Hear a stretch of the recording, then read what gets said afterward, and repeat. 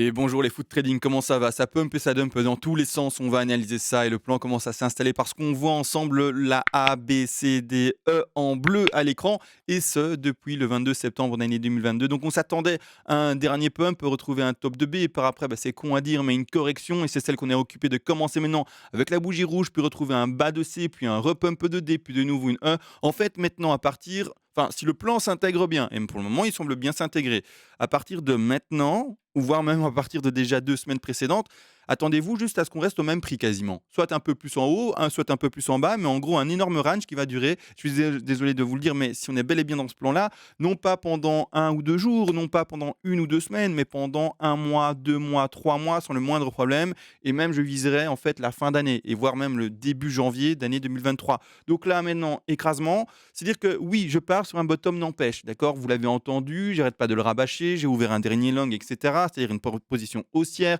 avec un stop loss qui est posé sous les 17 000, combien? 17 400 $. Donc bref, position haussière sur le petit BTC, mais malgré tout, je vois un bottom. Donc c'est-à-dire qu'en fait, on commencerait bel et bien une, 2, 3, 4, 5, super difficile au décompte, on a regardé ça ensemble, et cetera.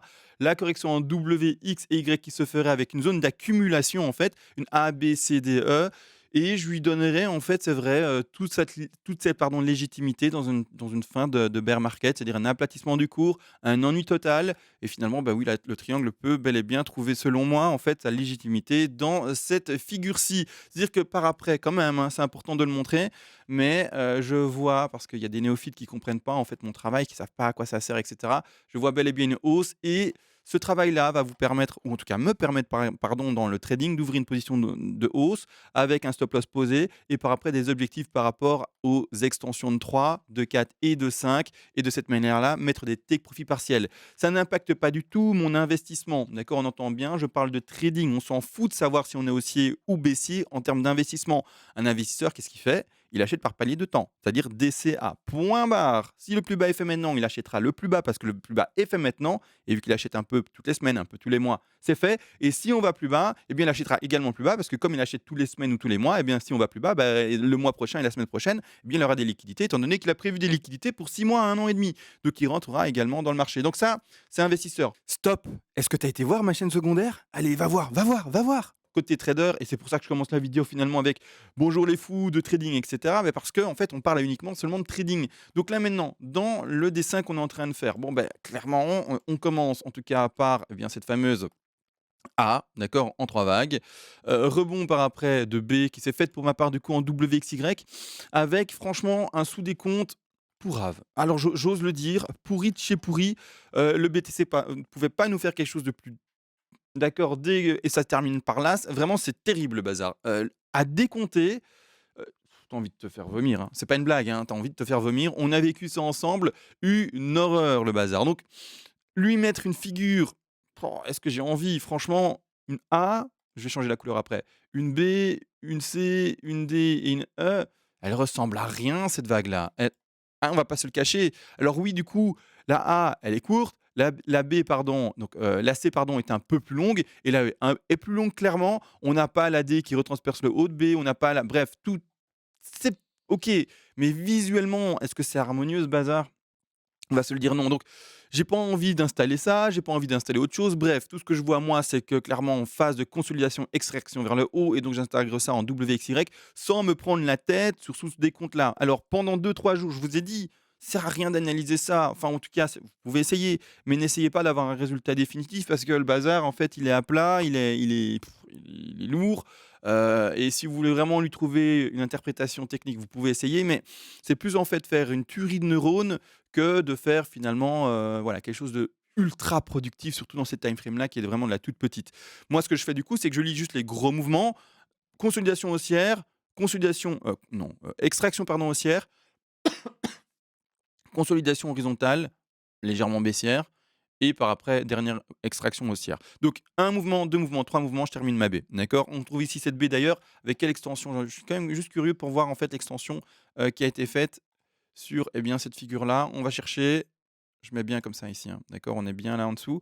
On va chercher précisément les 50 de Fibonacci, donc c'est plutôt propre ici, clairement, hein, on est bien pour un retracement classique. 50 et donc c'est nickel et donc maintenant on va chercher la C, la D et la E. C'est-à-dire que là, rebelote en fait. il me faut de nouveau en fait un décompte de C et c'est de nouveau rebelote par rapport à ça. Rapidement, petite coupure de la vidéo, petite promotion de la chaîne, vous le savez. Pour aider la chaîne, vous pouvez faire des donations, qu'elles soient petites ou qu'elles soient extraordinairement grandes, vers les plus petits paliers de donation. Eh bien, je vous enverrai en contrepartie ce PDF qui est en train de dérouler actuellement. Il est magnifique, il est beau, il est écrit de mes mains, il est petit pour que vous puissiez bien entendu apprendre rapidement, facilement et non pas vous retrouver avec une Bible, avec un bottin téléphonique et finalement jamais le lire, jamais le terminer, jamais rien comprendre. En plus, c'est complémentaire de mes vidéos et il est bien entendu plus complet que ce que j'amène ici en vidéo également dans l'apprentissage et la pédagogie. Également, les donateurs fous, ceux qui savent plus quoi faire de leur argent et qui se disent je vais aider le petit youtubeur, vous pouvez faire une donation folle, c'est-à-dire les paliers les plus élevés. Vous aurez bien entendu la possibilité de recevoir également le PDF, mais en plus une analyse à la demande par votre humble serviteur, moi-même, et je vous ferai une vidéo donc c'est-à-dire sur l'actif spéculatif de votre choix, qu'il soit crypto-monnaie ou pas, hein. D'ailleurs, ça peut être, pour donner un exemple, un actif boursier tout à fait classique, le forex également possible ou quoi que ce soit, peu importe, et je vous ferai sur cet actif-là un plan de trading et un plan d'investissement, bien entendu. Sur ce, let's go, on reprend enfin la vidéo ensemble. C'est relou, je sais, mais c'est-à-dire que là, on va de nouveau devoir indiquer 3 vagues. La plupart du temps, c'est 3 vagues. Non, ça peut faire d'autres choses, mais la plupart non, même pas en fait. Est-ce que ça peut faire autre chose que 3 vagues? Non, non en fait, c'est 3 vagues. A, B, C, D, E, zigzag, non, A, B, C pardon, zigzag, A, B, C flat ou W, X, Y, mais rien d'autre. Donc ici, je vais prendre en fait expression de 3 vagues possibles. Je vais ici une, d'accord? Une conso de 2 et puis après de nouveau 3, d'accord? Et ça sera de nouveau la même chose pour remonter, 1, 2, 3 et ça sera après de nouveau, vous l'aurez compris, la même chose pour redescendre. Alors du coup, j'y arrive pas ici, boum, et ce sera de nouveau la même chose pour redescendre. Donc ici, hein, ça peut être ça peut être du plutôt flat, plutôt flat, plutôt, oui, plutôt soft dans la baisse, mais ça peut également nous faire, quelque chose comme ça, d'accord? Donc c'est-à-dire vraiment de la flat par après. Donc ça peut également nous faire, let's go, une E qui se termine en flat ou des trucs comme ça. On va faire la E au-dessus du lacet, hein, là, pour la propreté. Mais voilà, comme ça, vous avez conscience que voilà à quoi je m'attends. C'est-à-dire, en fait, une consolidation dans la borne ici extrême, une analyse qui va être pendant 1 mois ou 2 mois, je suis désolé, mais super chiante et là, il faudrait être accroché parce qu'en fait, voilà, c'est la vie. Je vois et ça, c'est étonnant, c'est marrant, les abonnements qui diminuent sur la chaîne. Alors, c'est très simple, c'est juste parce que ce que je montre en vidéo, c'est rébarbatif. C'est je le dis, c'est chiant et je dois passer par cette phase-là. Je peux pas vous mentir, vous montrer autre chose. Je peux pas, vous dire: «Ben voilà, let's go, je vois cette figure-là et puis boum, boum et boum». Non, je vois juste de la consolidation horizontale. On prend notre temps, on construit chaque petite vague ensemble et puis c'est tout. Donc je suis désolé si certains se désabonnent parce qu'ils ont pas assez, de je sais pas, de productivité par rapport à des trades proposés ou des choses comme ça, parce qu'il y a rien à proposer, en fait, maintenant. C'est un range. Le seul trade à proposer, c'est un long haussier pour du long terme, c'est-à-dire pas prendre un TP ici à 20 000, puis un TP à 21 000, puis un TP à 21 008. L'objectif du trade là n'est pas du tout proposé là. L'objectif du trade, c'est quoi? Et c'est ce que je vous ai montré précédemment, c'est de pumper et d'aller chercher des prix beaucoup plus élevés et donc pas sur ce petit truc-là. Celui qui veut jouer le range, tu peux. Et d'ailleurs, ça c'est marrant, et ça c'est d'hier et ça, remettez la vidéo d'hier pour ceux qui veulent la voir, au moment où je parle du range. D'ailleurs, de toute façon, ça va être un replay maintenant parce que je vais le refaire. Mais à chaque fois qu'en fait un trader croit avoir trouvé le range, c'est-à-dire, par exemple ici, on l'a dit hier, c'est fou que c'est dingue. Hier, je vous dis, dès que vous pensez que ça y est, vous avez trouvé la borne haute du range et la borne basse, c'est le moment où en fait vous allez trader sur le range et vous dire: c'est simple, je vais acheter la borne basse et je vais acheter la borne haute et puis, basta, c'est tout. Donc ici, on avait identifié hier, hein, donc ici, le trader, entre guillemets, il se dit: voilà, la borne haute, plutôt comme ça ici, la borne haute et la borne basse. En fait, en gros, à chaque fois, qu'est-ce qui se passe? J'ai pas laissé ça d'ailleurs ici, là?